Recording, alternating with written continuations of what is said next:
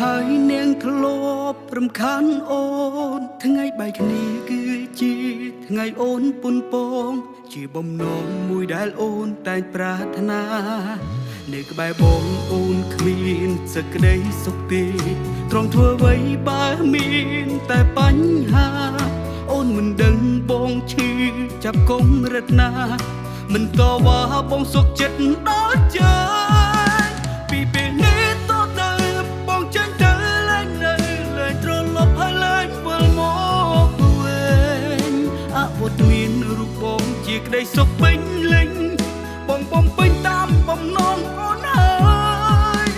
បងឈប់នៅរំខានឈប់តាមដានប្រច័ណ្ឌឈប់ភួងហែងអូនដូចមុនទៀតហើយបងមិនអរគ្រប់គ្រាន់ទើបអូនថែមអ្នកក្រោយជូនពរឲ្យត្រានត្រាយហើយទឹកនេត្រា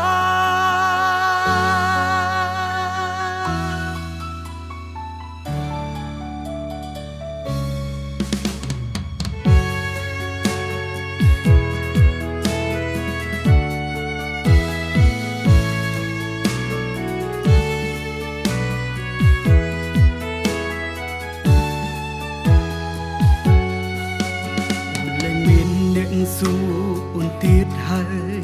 លែងមានហើយនាងធ្លាប់រំខានអូនថ្ងៃបែកគ្នាគឺជា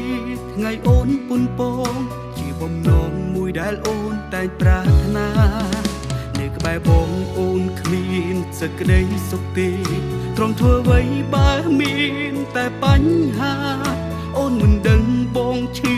ចាប់កុំរត់ណាមិនតវ៉ាបងសុខចិត្តដល់ចាពីពេលនេះតទៅ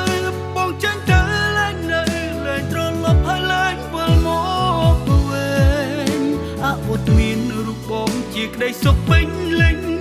បងបំពេញតាមបំណងអូនហើយ